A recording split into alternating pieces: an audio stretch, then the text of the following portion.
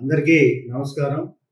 కైకలూరు నియోజకవర్గంలోని కలిదిండి మండలంలో మెయిన్ సెంటర్లోను, అదేవిధంగా సానా రుద్రవరంలోని మెయిన్ సెంటర్లో ఉన్న స్వర్గీయ వంగవీటి మోహన్ రంగా గారి విగ్రహాలని అవమానపరచడాన్ని రాష్ట్ర కాపు జేఏసీ పక్షాన తీవ్రంగా ఖండిస్తా ఉన్నాను.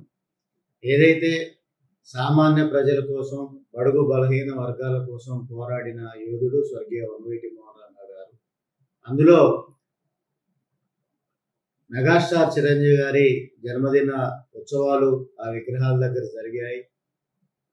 జరిగిన కొద్ది నిమిషాల పరిధిలోనే అక్కడ ఏదైతే స్వర్గీయ వంగవీటి మోహన్ రంగా గారి విగ్రహాల మీద అవమానించే విధంగా వేడజల్లటాన్ని తీవ్రంగా ఖండిస్తా ఉన్నాను. దీని మీద ముఖ్యమంత్రి చంద్రబాబు నాయుడు గారు స్పందించాలి.